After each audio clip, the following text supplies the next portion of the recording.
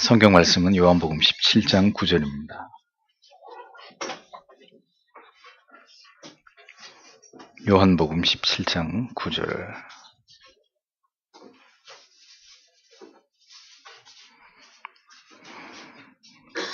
같이 읽겠습니다.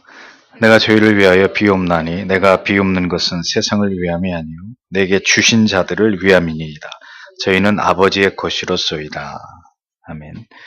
도르트 신조 강의 그리스도의 죽으심과 인간의 구속 가운데 제8장입니다.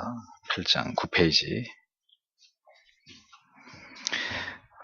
성경 구절보다 더 깁니다. 오늘 읽어보겠습니다. 그리스도의 죽으심은 하나님의 아들의 보배로운 죽으심으로 인하여 모든 택함 받은 자들이 생명을 얻어 구원받도록 하는 하나님의 가장 은혜로운 뜻과 목적으로 되는 것이다.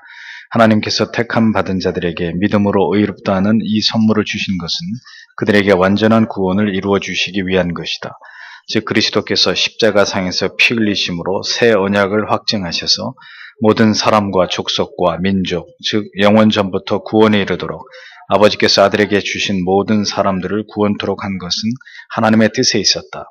오직 하나님의 뜻으로 말미암아 그리스도께서는 사람들에게 성령의 구원의 능력과 함께 모든 것을 주시되 십자가에서 죽으심으로 그들을 속량해 주셨다. 따라서 믿기 전과 후에 지은 모든 죄악들을 그것이 원죄이든 실제적인 죄이든 간에 깨끗게 해주시며 세상 끝날까지 점이나 흠 없이 신실하게 보존해 주셔서 하나님 앞에서 영원토록 그 영광을 즐거워하도록 하시는 것이다. 네.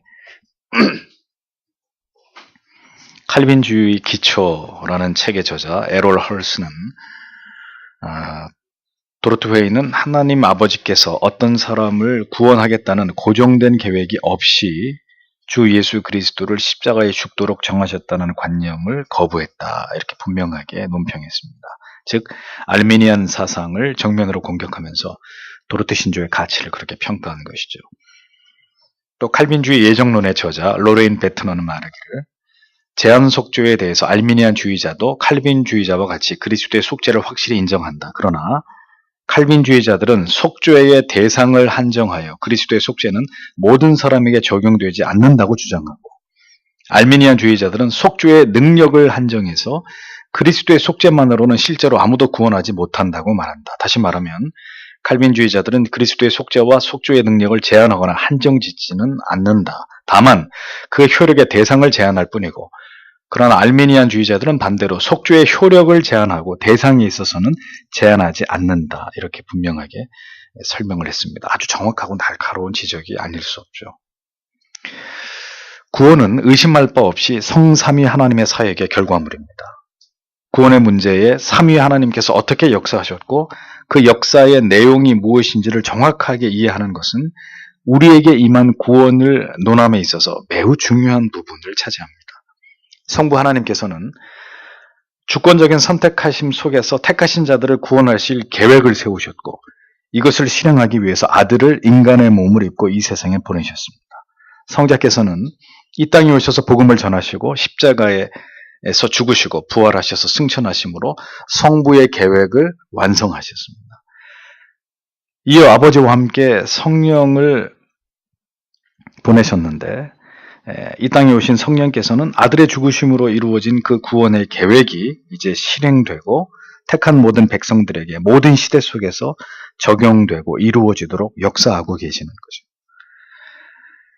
구원에 이를 자를 택정하신 것은 성부 하나님이시고 그 정하신 자들을 구원에 이르도록 성부께 고하는 것은 성자이시고 성령은 그 성자의 구속 사역이 선택된 자들 안에서 유효적으로 이루어지도록 역사하시는 이 일들을 각각 나누어서 하나님께서 진행하시는 것입니다. 우리에게만 이 구원을 삼위일체의 하나님의 각 관점에서 어떻게 구속 역사를 행하시는지를 올바르게 이해할 때 우리는 구원의 문제를 올바르게 이해할 수 있고 구원을 논함에 있어서 왜 알미니안주의자들의 관점이 성경에서 벗어나서 왜곡되었는지를 정확하게 이해할 수 있습니다. 분명한 것은 구원은 하나님 아버지의 주권적인 계획으로부터 일어났고 진행되었다는 점이죠. 알미니안주의자들이 말하는 것처럼 하나님께서 아들의 죽음을 통해서 구원의 가능성만을 열어놓으신 것이고 그 구원에 대한 결정권은 인간에게 맡겨두신 것이라는 이런 견해 절대로 우리는 받아들일 수 없고 성경적이지 않은 주장에 불과한 것입니다. 알미니안주의자와 그것에 영향을 받은 신학과 신앙의 위험성은 여기에 있는 것이죠. 구원의 문제를 모두 성삼위 하나님의 전적인 주권과 능력으로 인정하지 않고 구원의 결정권이 인간에게 있다고 주장하니 이것이 어떻게 심각한 구원에 대한 왜곡과 이단적인 주장이 아닐 수 있겠느냐 하는 겁니다. 성삼위 하나님께서 아무리 구원에 대한 모든 계획을 세우셨다 하더라도 인간의 입장에서 이것을 거부하면은 거부되는 것이고 이것을 수락해야만 우리 안에서 역사하게 된다는 이런 주장을 우리가 어떻게 성경이 이야기하는 구원의 중요한 교류로 이걸 받아들일 수 있냔 말이죠. 아무리 하나님께서 우리를 구원해주고 싶어 하셔도 구원에 대한 결정권을 가진 인간이 그것을 승인하지 않는다면 구원이 이루어질 수 없다는 이런 주장은 절대로 성경이 말씀하고 있는 구원과는 다른 이야기가 될 수밖에 없는 거예요. 그래서 감리교의 창시자인 요한 웨슬레는 이 예정론 자체를 아예 부정해버린 것입니다. 예정론 자체가 아예 성경적이지 않은 구원관이라고 우리가 단정 지어버린 거죠.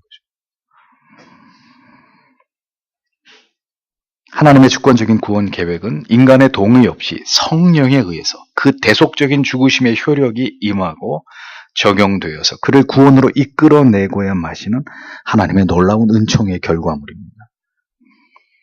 구원이 성경의 말씀대로 이렇게 이해가 되어야 우리가 우리에게 임한 구원에 대해서 감격과 감사와 희열을 맛보게 되는 것이지, 만일 우리의 노력과 우리의 결정에 의해 구원이 이루어진 것이라면 우리는 우리 스스로 우리의 결정으로 인해서 이루어진 구원으로 인해서 대단히 만족스러워하고 뿌듯해하면서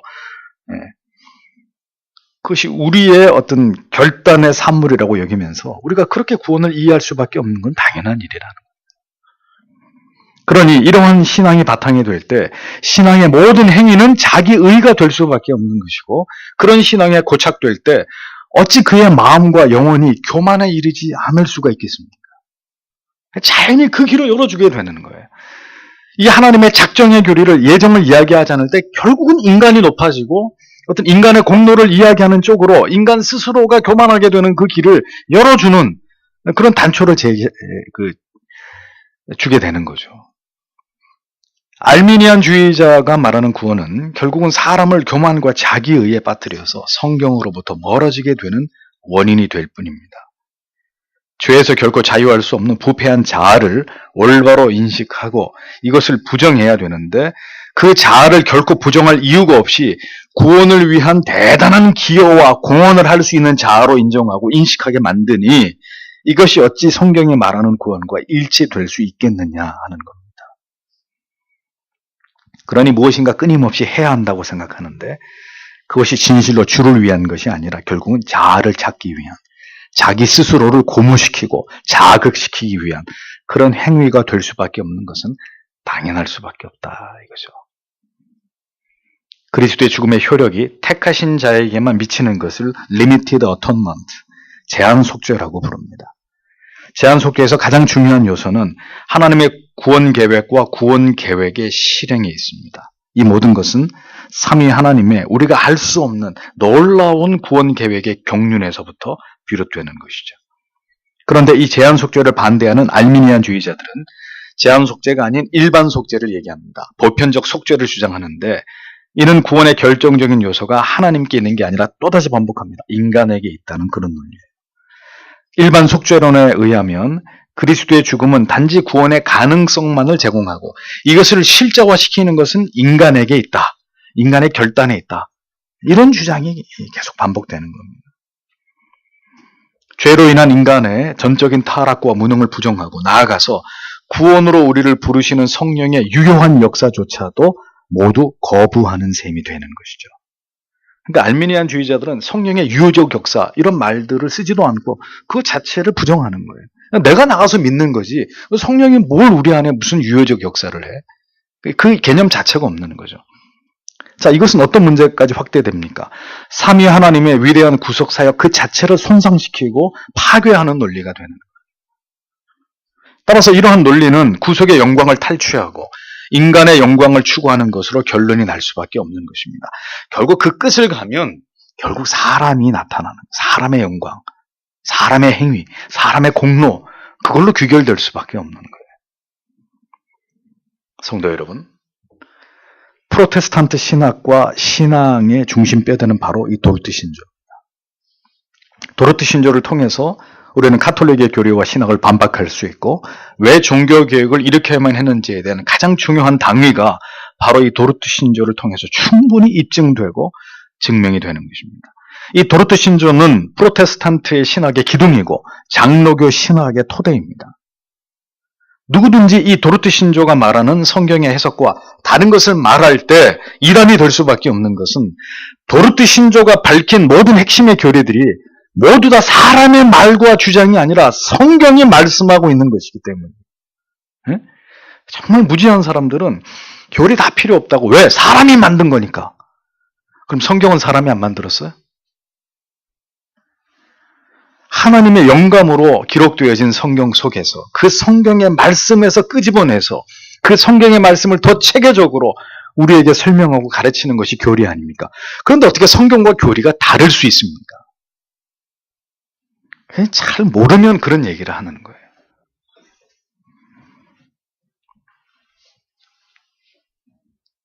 믿음과 구원은 다 같은 믿음과 구원이 결코 아닙니다. 알미니안주의자들도 분명히 믿음을 말하고 있고 그리고 복음을, 구원을 말하고 있기 때문입니다. 그러나 알미니안주의자들의 그것과 칼빈주의 개혁신학에서의 그것들은 분명히 다릅니다. 알미니안주의자들의 믿음과 구원은 모두 인간에게서 나오는 것이고 구원을 위한 인간의 의지와 행위가 강조되는 것이고 칼빈주의 신학에서 말하는 믿음은 하나님의 은혜로 말미암은, 전적인 하나님의 은혜로 말미암은 거부할 수 없는 불가항력적인 은혜입니다. 선물로 주어지는 것이죠. 문제는 이 알미니안주의의 신학과 결과가 보여주는 부패와 타락입니다. 한국 교회의 전반을 차지하고 있는 이 알미니안 신학과 신앙을 추구하는 교회들이 빚어내고 있는 오늘의 우리의 현실을 보십시오. 그 신앙의 모습이 하나님의 주권을 인정하고 하나님 앞에 겸손한 것입니까? 순종적인 것입니까? 신앙과 삶의 일치를 보여주고 있는 것입니까? 그렇게 행위와 의지를 강조하는데도 왜 알미니안 신앙은 점점 더 타락하고 붕괴하고 무너지고 있습니까? 구원이 인간 안에서 나온다는, 그 인간의 선택에 따른다는 발상 자체가 반기독적인 거예요. 인간의 부패하고 타락한 의지와 행위로 어떻게 하나님의 영광을 드러낼 수 있고 스스로를 구원의 길로 인도할 수 있다는 이야기입니까? 여러분, 믿음은 여러 가지 종류의 믿음이 있습니다. 먼저는 역사적인 믿음이 있습니다. 이것은 교리에 대한 지식에 대해서 동의는 하지만 지식적인 동의만 있을 뿐입니다. 그런데 이것은 구원에 이르는 믿음이라고 말할 수 없어요. 그 이유는 교리적인 선명하고 정교한 지식 위에 성령의 유효적 역사가 있어야 되기 때문입니다. 그냥 아는 것은 성령의 역사가 아니에요. 그건 그냥 지식적으로 아는 것일 뿐입니다. 그 지식을 통해서 성령의 유효적 역사가 한 사람의 인격 속에, 그의 영혼 속에 일어나서 그것이 그를 관통하고 지나가야 그 사람이 믿음을 갖게 되는 거예요. 그 다음에 일시적인 믿음도 있습니다. 이는 감정적인 것으로 순간적으로 그리스도를 따라가기로 결심을 하고 흥분된 어떤 영적인 체험으로 인해서 마치 어떤 변화가 일어난 것처럼 보이긴 합니다. 일시적으로. 그러나 이 역시 구원에 이르는 믿음이라고 볼 수 없습니다. 왜냐하면 체험이 사라지거나 그 감정이 소멸되거나 신앙의 환경이 바뀌어지거나 즉 형통하게 되거나 아니면 그 반대로 곤고하게 될 때 그리스도를 포기해버리는 일들이 종종 일어날 수 있기 때문입니다. 신실하게 하나님을 의지하던 마음 자체를 깡그리 다 잃어버리는 일들이 이런 일시적인 믿음이라고 이야기하는 믿음 속에 발생할 수 있는 것이죠. 이것 역시 구원에 이르는 합당한 믿음이 아닌 것이죠. 그 다음에 은사적인 믿음이 있습니다. 예를 들어서 산을 옮길 만한 믿음을 가지고 어떤 일을 해냈습니다. 그러나 이 은사적인 믿음 역시도 구원에 이르는 믿음이 아닙니다. 단지 성령의 일반적 역사 가운데 기능적인 부분으로 그런 것이 나타난 것일 뿐이죠. 이를테면 이런 거죠. 온전한 믿음도 없고 구원에 대한 올바른 지식도 없는 사람이 교회를 다녔어요. 그런데 일시적으로 목사에 의해서든지 어떤 것으로 이렇게 그 동기를 부여받아가지고 굉장히 마음이 고무되고 고양되면서 그냥 냅다 하나님 앞에 수십억의 헌금을 했어요. 자, 그러면 이 사람이 구원받은 사람이에요? 순간적으로 내가 하나님 앞에 이렇게 해야지 하고 했는데 그러면 그런 어떤 엄청난 믿음으로 어떤 일이 나타났다고 해서 그 사람이 정말 구원받은 사람이라고 할 수 있느냐? 그 부분을 제외한 나머지의 삶의 모든 부분에서는 그리스도인의 모습과 증거들이 나타나지 않는데, 따라서 이런 은사적인 믿음 역시도 구원에 이르는 믿음은 아니야. 믿음은 믿음인데 구원에 이르는 믿음은 아니다라는 이야기입니다. 도로티 신조에서 말하는 믿음이란 자신의 전적인 부패와 타락을 인정하고 오직 구원 얻을 길은 예수 그리스도를 구주로 믿어서 그분이 나의 구주 되심을 굳게 붙드는 것입니다. 이러한 믿음은 성령의 유효적인 역사가 우리의 영혼 가운데 이루어질 때 생성되는 것이고, 아직 회심을 경험하지 못한 사람들은 그러한 성령의 역사하심이 아직 우리 안에 이루어지지 않았을지라도 전혀 회심에 대한 사모함이 없이 이에 무관심한 채로 그럼 살아가도 된다는 얘기냐? 그것이 아니고 이런 중생의 역사가 내 영혼 가운데 나타나기를 간절히 간구하고 진지하게 주의 은혜 주심을 간구해야 될 필요가 우리에게 있다는 사실, 이것도 잊어버리면 안 되는 거죠.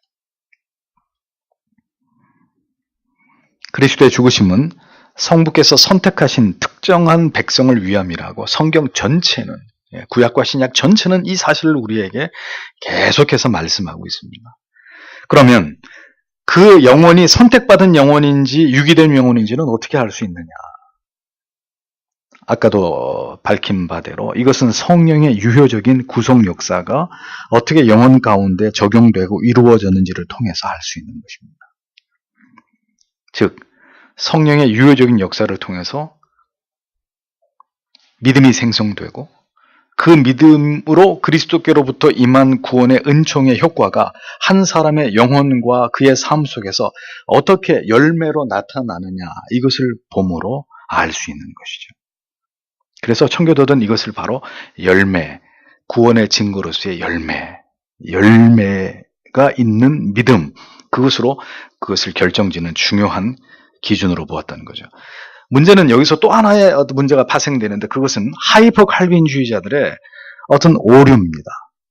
하이퍼 칼빈주의자, 이른바 초칼빈주의자들에 대한 오해와 균형, 그들이 갖는 오해와 균형을 잃어버린 또 다른 어떤 성경에서 지나친 이런 신학들이 나오는데, 하이퍼 칼빈주의자들은 어떤 오류에 갇혀 있느냐? 이미 자기는 선택받았고, 이건 재론의 여지가 없는 거죠. 선택받았고 자기는 반드시 구원을 받았을 것이라고 스스로 이렇게 단정해버리는 거예요. 그러니까 이런 어떤 논리가 어디서 나오냐면은, 구원받을 자들은 어떤 일이 있어도 구원받게 되어 있다는 이런 논리죠. 그래서 하이퍼 칼빈주의자들이 뭘 안 해요? 전도를 안 해요. 왜? 어차피 구원받을 사람은 다 구원받고 지옥 갈 사람은 다 지옥 가는데. 전도의 무용론의 어떤 그런 입장을 펴는 거죠. 또 하나님의 주권을 극단적으로 이해해서 강조하기 때문에 인간의 책임, 인간의 의무 이런 거 다 무시해요. 숙명론적인 태도를 부추깁니다. 칭의에 대한 극단적인 강조로 성화를 무시하고 율법 폐기론, 그리고 도덕적 방임주의로 나가게 되는 이런 문제점을 낳게 되는 거죠. 그러니까 참 어려운 거예요. 이 믿음을 규명하고 규정하는 것은 알미니안주의에서도 안 되고, 칼빈주의에서 더 나아가 버린 하이퍼 칼빈주의도 안 되고, 정말 성경이 이야기하는 그 구원, 그 믿음이어야 하는 거죠. 거기 자꾸 인간의 어떤 생각들이 거기에 개입해서 어떤 것들은 떼내고 어떤 것들은 더 붙여버리고, 이렇게 되면 이것이 성경에서 벗어난 이단적 주장이 되는 거죠. 성령의 부르심으로 진정한 회심을 경험한 자들은 이제 성령의 포로가 될 수밖에 없습니다. 그는 성령의 진리에 대한 끊이지 않는 목마름을 갖게 되고요. 그 진리를 통해서 신앙의 모든 것들을 배워나가기 시작합니다. 아이가 부모를 통해서 기역, 니은, 디귿이 아빠, 엄마 이렇게 하나하나 어휘를, 단어를, 문장을 배워가기 시작하듯이 성령의 유효적 역사를 통해 회심한 사람은 하나님에 대해서 궁금할 수밖에 없어요. 성경에 대해서 알고 싶은 어떤 타는 목마름을 가질 수밖에 없어요. 그것이 성령이 그 안에 분명하게 유효적으로 역사하셔서 그를 구원으로 이끌고 있다는 명백한 증거예요. 근데 성경을 덮어놓고 이거는 필요 없어. 이건 지식의 영이나 받은 사람들이나 보는 거고 우리는 그저 보고 듣고 체험하고 금가루 떨어져요. 그 신앙 아니란 말이에요. 그러니까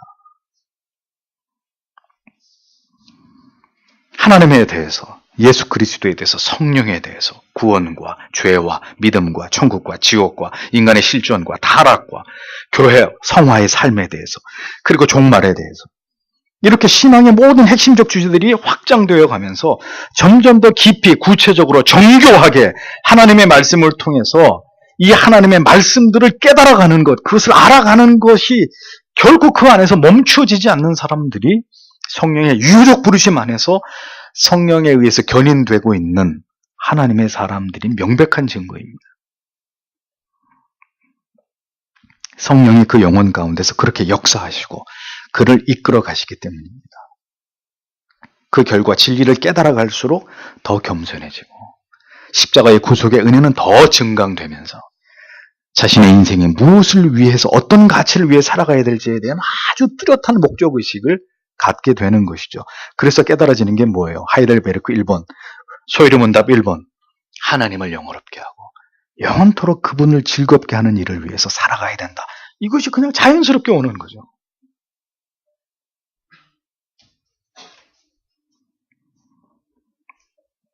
인생 전체를 이해하고 바라보는 시각이 달라지고 모든 삶의 이유와 목적이 하나님의 영광을 지향하게 되고 돌아갈 본향에 대한 소망으로 충만한 삶을 살아가게 되는 것입니다.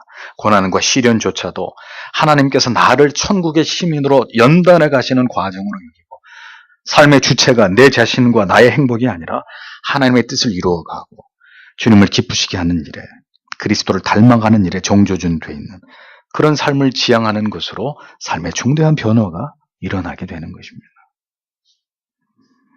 이것이 성령에 거듭나게 하신 성도를 견인해 가시고 성화에 이르게 하시는 역사라는 거죠.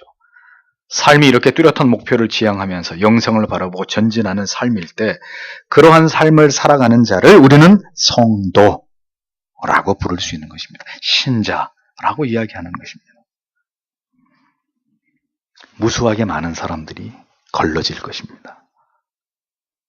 결국은 성령의 유효적인 부르심 속에서 성령의 뜻에 하나님의 말씀에 순복하면서 믿음의 길을 걸어가는 자들에게만 구원은 허락되는 것이라는 것을 철로 역정의 제일 마지막 끝에 가서 정확히 그것이 갈려지듯 마지막에 그것을 알게 되는 것입니다. 도르트 신조의 이 항에서 명시한 내용 가운데는 많은 오해를 낳는 부분이 등장합니다. 그리스도를 모르는 상태에서 지은 죄와 그 후에 지은 모든 죄를 용서받게 된다는 부분을 과거에 지은 죄와 미래에 지은 죄 모두를 용서받는다는 개념으로 잘못 해석하는 것입니다. 이렇게 해석하게 되면 어디에 빠질까요? 도덕 폐기론에 빠지는 거예요. 미래의 죄까지 모두 용서받았다고 하니까 앞으로 죄를 짓는 문제에 대해서 그렇게 크게 문제가 되지 않는 것처럼 그렇게 받아들여지는 거죠. 성도에게. 심각한 문제가 되는 거예요. 그러나 성경은 죄에 대해 용서함을 받은 이후에 죄를 짓는 것에 대해서 언제든지 이것이 가능하다는 허락을 우리에게 주고 있지 않습니다. 오히려 죄와 대항해서 싸워야 되고 죄를 짓지 않기 위해서 노력해야 된다는 것을 분명히 말씀하죠. 로마서 6장 1절에서 4절을 보십시오. 그런즉 우리가 무슨 말을 하리요? 은혜를 더하게 하려고 죄에 거하겠느냐? 그럴 수 없느니라. 죄에 대하여 죽은 우리가 어찌 그 가운데 더 살리요? 무릇 그리스도 예수와 합하여 세례를 받은 우리는 그의 죽으심과 합하여 세례받은 줄을 알지 못하느냐? 그러므로 우리가 그의 죽으심과 합하여 세례를 받음으로 그와 함께 장사되었나니 이는 아버지의 영광으로 말미암아 그리스도를 죽은 자 가운데서 살리심같이 우리로 또한 새 생명 가운데 행하게 하려 함이라. 분명히 얘기하고 있어요. 그리스도의 피로 죄 용서함을 받았기 때문에 앞으로 죄를 짓더라도 구원과는 전혀 관계없고 이제는 우리 인생은 그저 행복을 위해서 그저 하나님이 주시는 축복을 누리면서 그렇게 살아가는 것만이 중요하다고 믿는 이런 신앙은 성경을 통해서 구원이 무엇인지를 전혀 이해하지 못한 성경이 얘기하는 것과 다른 신앙이 되는 거예요. 다른 믿음이 되는 거예요. 참된 믿음은 그리스도와 연합되어서 그리스도 안에 있는 그 은혜와 그 은덕에 참여하게 됩니다. 그 은덕으로 말미암아 우리는 그리스도에게 사로잡혀서 끝까지 견인되는 거예요. 진정한 구원에 이르는 믿음을 가진 사람은 그의 지성과 감정과 의지가 그리스도에게로부터 하나님을 경외하는 마음으로부터 시시때때로 자신의 상황과 형편과 처지에 따라서 가출하지 않습니다. 그렇게 되지 않아요. 만약에 가출을 했다 그래도 되도록 빨리 돌아와서 정신을 차리죠. 아이고, 하나님 이거 아니었습니다. 어떤 가운데서도 성도의 견인을 믿고 우리에게 주시는 은혜와 평강과 위로 속에서 하나님을 견고하게 신뢰합니다. 하나님은 그런 신자를 끝까지 보존하시는 것이죠. 한 번 구원은 영원한 구원이다. 이러한 슬로건은 사실 하나님의 은총을 올바로 경험한 자들에게 자주 사용되고 표현되어야 되는 그런 표현들이 절대로 아닙니다. 주님이 모든 죄를 다 지고 가셨으니 우리는 세상에서 즐거움과 행복을 누리면서 살다가 가면 된다. 이런 말도 실로 복음을 올바로 이해하지 못한 모든 은혜로운 언약을 아전인수로 오해한 아주 천박한 신앙에 지나지 않는다. 무엇을 누리고 얻고 맛보고 행복하게 사는가의 문제보다 이러한 자들은 자신이 진정으로 그리스도 안에 있는지의 여부를 먼저 점검해 봐야 됩니다. 그리스도 안에 있는 자라면 이 세상을 다 준다고 해도, 잘 들으십시오. 이 세상을 다 준다고 해도 주님을 포기할 수 없고, 이 세상의 모든 것을 내게서 빼앗아 간다 해도 주님 한 분만 내 곁에 계시면 기꺼이 세상을 우리가 사랑하는 사람들이라 하더라도 미련 없이 떠나보낼 수 있는 그런 사람들이 신자입니다. 그리스도 안에 있다면 더 이상 육에 속한 모든 것들이 여러분으로부터 날마다 멀어져야 합니다. 주께서 오늘도 우리에게 베푸시는 은총으로 죄와 더불어 우리 안에 있는 죄성과 더불어서 피 흘리기까지 싸우면서 성화에 진력하는 것입니다. 그것이 구원을 향해 나아가고 있는 사람의 모습입니다. 군인은 열심히 총검수를 익히고 훈련을 해서 체력을 쌓고 전술을 익히면서 유사시를 대비해야 그 사람이 군인이죠. 우리가 어떤 군인을 당나라 군인이라 그래요. 응? 훈련도 안. 예비군들, 아주 전형적인 당나라 군인들. 요즘은 안 그래요. 요즘에는 예비군 훈련도 제대로 받는데, 제가 예비군 훈련할 때만 해도 정말 그 예비군 옷만 딱 입혀놓으면 사람들이 개가 되는 이상한 그런 현상들이 있었어. 그 당나라 부대 총 질질 끌고 다니고 아무 데서나 막 소변 보고, 네. 달리 당나라 부대라 그러겠어. 왜 그래요? 목표가 없으니까 그래요. 예비군은 군인이 아니라고 생각하니까. 신자가 세상에서 그렇게 살 수 있나요? 하나님이 그렇게 살아가도록 우리를 허용하십니까? 하나님의 영광을 위해서 지은 존재들과 교회들을 하나님이 세상 사람들이 볼 때도 미간이 찌푸러질 그런 비상식적인 일들이 일어나게 하고, 그런 말을 목회자가 막 이 단에서 막 이야기하게 하고, 그래서 성도들은 막 복밖에 몰라가지고 거기에 막 환장하는 사람들처럼 그렇게 세상에 비추어주게 하시겠냐고요, 하나님. 그러려고 우리를 구원하셨겠냔 말이죠. 정말 너무너무 성경에 대해서 무지한 것이고, 그 무지함이 고스란히 삶을 통해서 드러나면서 그 하나님의 영광을 다 실추시키고 있는 것입니다. 무지한 교회들에 의해서, 무지한 성도들에 의해서.